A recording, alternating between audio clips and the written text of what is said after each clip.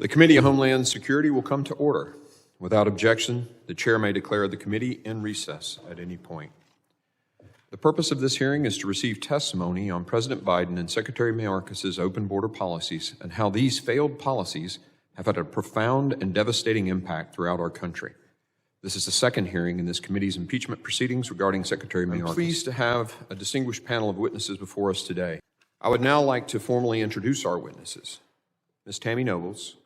Ms. Nobles is the mother of a young Maryland woman, Kyla Hamilton, who was raped and murdered in July 2022, allegedly by a 17-year-old El Salvador native and MS-13 member who had illegally crossed the southwest border in March 2022 as an unaccompanied alien child. Ms. Dunn is an Arizona mother who lost her 26-year-old daughter, Ashley Dunn, to fentanyl poisoning in 2021. Since her daughter's passing, Josephine has become an advocate working to stem the scourge that fentanyl is wrecking in the United States. I thank all the witnesses for being here today, and I now recognize Ms. Nobles for 5 minutes to summarize her opening statement. Good morning, and thank you for having me here today. My name is Tammy Nobles. I am the mother of Kyla Hamilton. July 24, 2002 was one of the best days of my life. I gave birth to a beautiful baby girl and named her Kayla Marie. She loved to smile and laugh. She always kept her friends close and never forgot anyone. She was kind, caring, thoughtful, and funny. She loved God. She loved life and God. She showed the world that being yourself was okay and you didn't have to follow everyone else. But sadly, on July 27th, 2022, I received the worst news that a parent doesn't want to hear, that my newly 20-year-old daughter, Kyla Hamilton, was murdered in her own room and left on the floor like trash. The illegal MS-13 known gang member brutally raped and murdered my daughter by strangling her with a cord and robbed her of $6. During the attack, Kyla called her boyfriend for help but went to voicemail.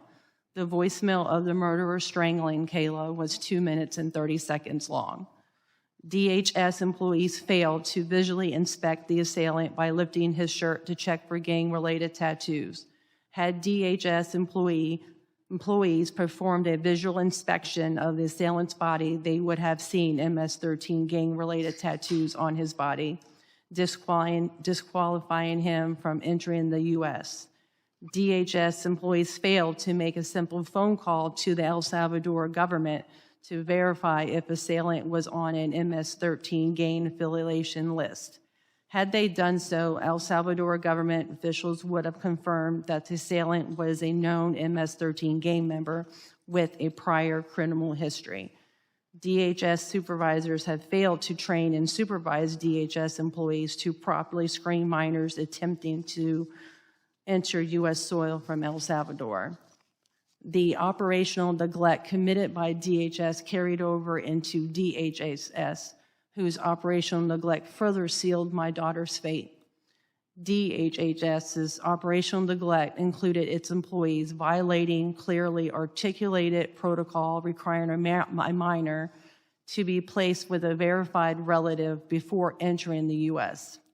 DHS employees neglected and recklessly failed to verify a legitimate family member of the assailant or sponsor before allowing him to enter U.S. soil.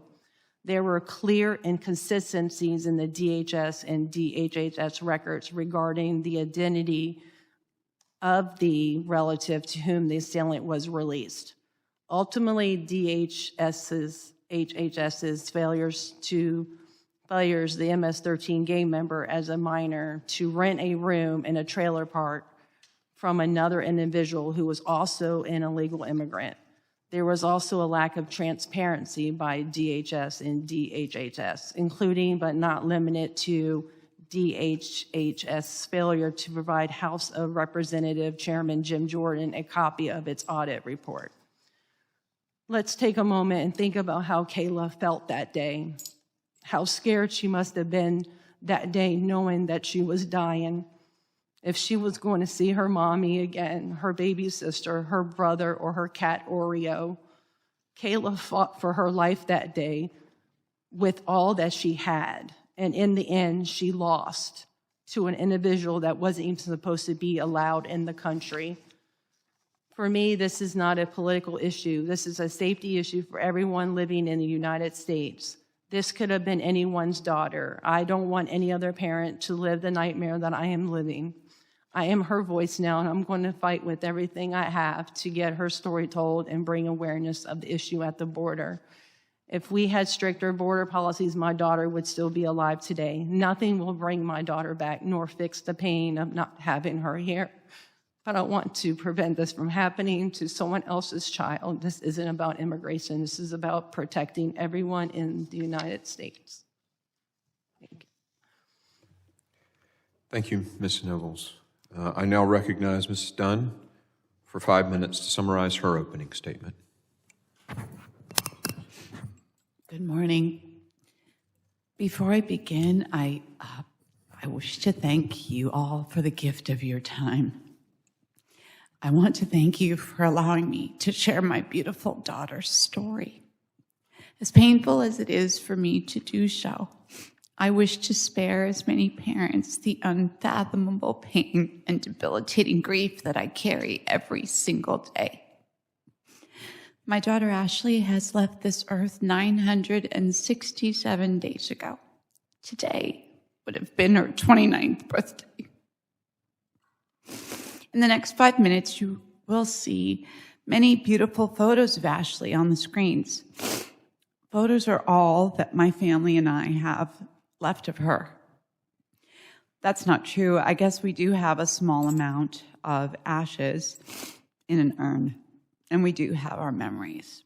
In that same 5 minutes that I get to share her story after I traveled all the way from Arizona for Mr. Mayorkas not to appear here today, someone else's loved one in the United States will die in this same 5 minutes that I get to speak because of fentanyl. Over the next 24 hours, 190 loved ones in this country will die from fentanyl.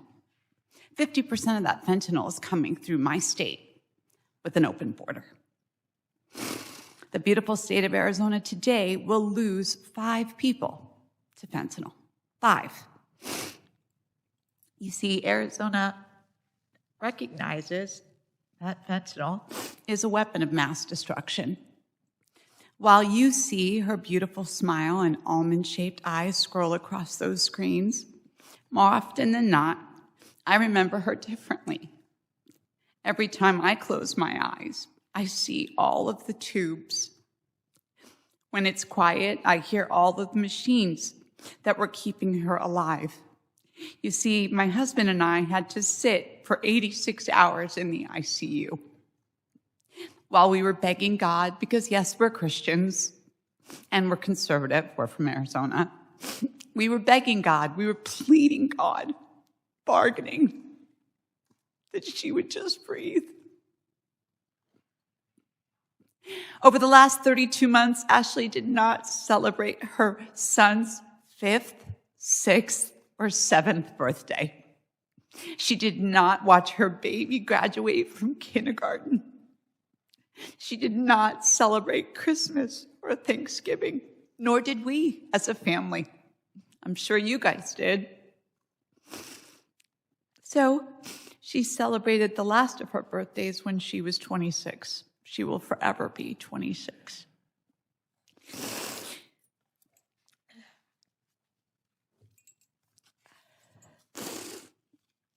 Before you decide how you feel about my family and about fentanyl, understand that fentanyl affects all walks of life.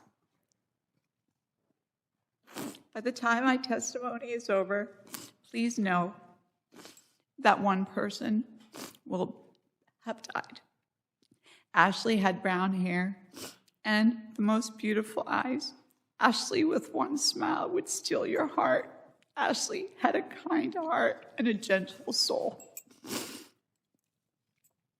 I understand that the mission of the Department of Homeland Security is to secure our nation's air, land, and sea borders, to prevent illegal activity while facilitating lawful travel and trade.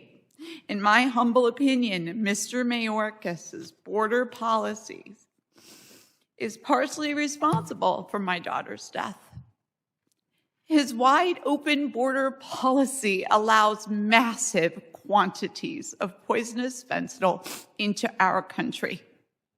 Arizona is the fentanyl superhighway into the United States.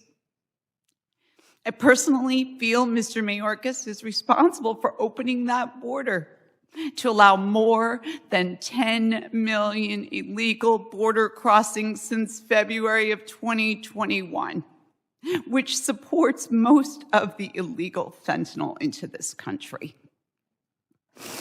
This weapon of mass destruction has killed over 100,000 Americans on our soil for 2 years in a row. Under Secretary Mayorkas' leadership, or lack thereof, fentanyl is an invasion. The weapon of mass destruction has caused unimaginable numbers of deaths, unmeasurable damage to our country's families, including my own. My family is broken. My heart is broken. And he couldn't even be here to face me today.